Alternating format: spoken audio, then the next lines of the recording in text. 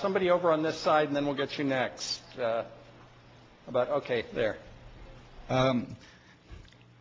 You mentioned you were sort of upset by the scientists not popularizing or putting their views out there. There was an excellent show you may have seen, others may have seen, on Charlie Rose, where James Watson and E.O. Wilson were the people talking. Both of them have put out new editions of Darwin's books with their comments. Mm-hmm. And E.O. Wilson didn't have much to say about this, but James Watson unabashedly comes out with the idea that he absolutely doesn't see God fitting in anywhere. Okay, he's an atheist, or he's, whatever his position is. And he said all his friends also, he could think of only one friend who could mix the two. And I'm not sure that James Watson really has a large circle of friends. All right. Point taken, though.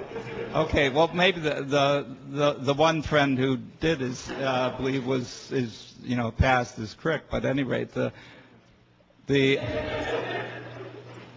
question I have here, though, is in the way this meeting started too, with a prayer, is somehow it's seen as not, to be a scientist, you're almost afraid in the United States, maybe not in England, to say that you're an atheist, and you seem to want to promote the idea that you're a Roman Catholic. I guess the question is, how do those two things jive, and how do they work with you and your mind? Yeah, sure. I don't intend to promote the idea that I'm a Roman Catholic. I mention it. I am unaware of scientists in the United States who tell me that they are afraid to say that they are atheist or agnostic, because they say that all the time. There was a very interesting survey of the scientific profession and religious belief that was done by Ed Larson, and I forget who the other author was. But it was published, I believe, in Nature, or was it in Science? In Science or Nature, just a couple years ago. And one of the things they discovered, there was a similar survey surveying the scientific profession in the United States in 1917 or 1918. And what it showed is that in 1917 or 1918, about 40% of the scientific profession professed some sort of a belief in what could be construed to be a personal God. And that percentage was about the same today. So there is this consistency of belief in the scientific community. It's less than 50%. I don't think that's necessarily surprising. Scientists are skeptical. I tell my students that the first virtue of science is skepticism, so it's not surprising that scientists are skeptical about all sorts of things. But I do think that most people within the scientific community have come to accept the notion that one can be a genuinely religious person in the traditional Abrahamic sense and still be fully accepting of science as a way to learn about the natural world.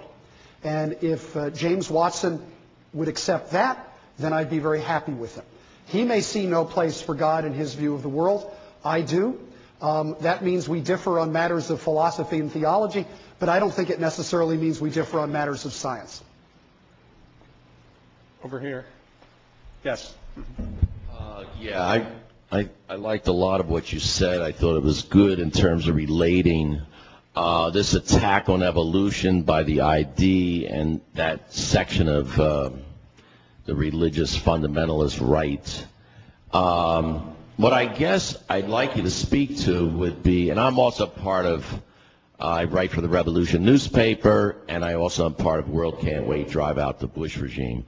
I think we are living in the time of the rise of fascism in Germany. I think that, people like Robertson, Bennett, the genocidal comments about black people by Bennett, all these things that are clustered around the Bush regime, I think, and I think you speak to the dangers in terms of science. I just wondered how you saw this whole array and how science fits into it, and the battle in Dover and other places, including Ohio, Kansas, are critical to actually beating back the rise of fascism.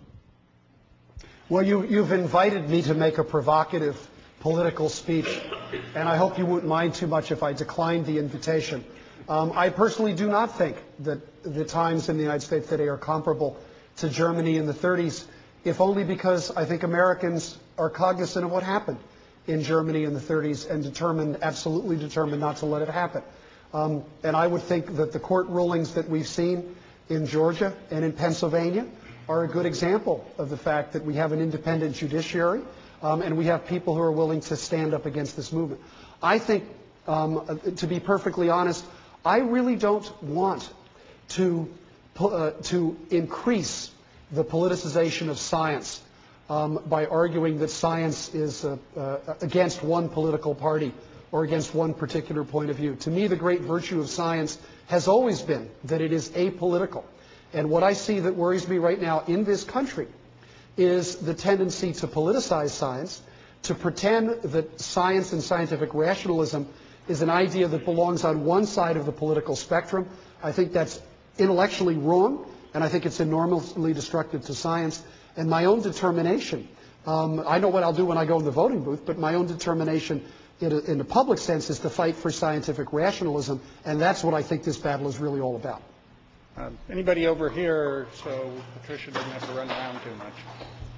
Do you think there's a place for satire, or do you think it would be counterproductive? There was a website a little while ago in which a group... The Flying Spaghetti Monster? Exactly. I think... Although it would energize a lot of us in the States probably and elsewhere by the embarrassment that would show up in what's happening. But maybe it would solidify the opposition. What do you think? I'm not going to speculate on which tactic will work or solidify the opposition. The only thing I can tell you is that I'm a great fan of satire. I hope we never abandon humor as a tool to sort of lubricate our discussions of difficult issues. And I think one of the particular reasons why I have recommended Judge Jones's decision, in other words, go and read it, is because parts of it are really funny. And I think that's a saving grace. Who's down in front here? But yeah, here and then. Yeah, the physicist in the front row. Okay. Well, yeah. He has been quiet. That's good. Yeah, it's very good. Thank you. But so as this debate has continued, I particularly become more sensitive, as you know, in writing things with you, in fact, to the fact that science and religion can coexist. But at the same time, as often is pointed out to me when I talk on this subject, it's really a little bit disingenuous to argue that there is no tension. And in fact... Oh, I wouldn't argue that for a second, yeah. But I think scientists have to be more sensitive than we are.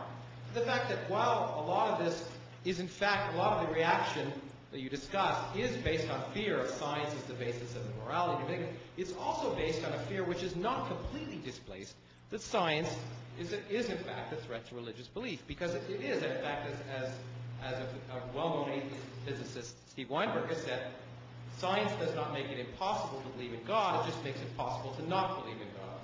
And it really is science in some sense that without science, everything's a miracle. And I think unless scientists are sensitized a little bit to the fact that science does present, at some level to people, a threat or perceived threat to their religious beliefs, then if we overlook that, then we tend to be blasé, and sometimes, in fact, counterproductive. An example, the best example I can think of is in debating John Calvert, who's head of the ID Network. He always brings up this letter from 40 Nobel laureates about evolution, which says there is no evidence for design. And, of course, that's not true. There's no evidence for design and purpose to the universe, and that's just not a scientific statement. And if scientists make those kind of statements, it naturally sort of encourages the fear of science. And so I think we have to be particularly sensitive that science is threatened. I will just second your comment. I think they're very wisely chosen. Right here in front, right behind you there.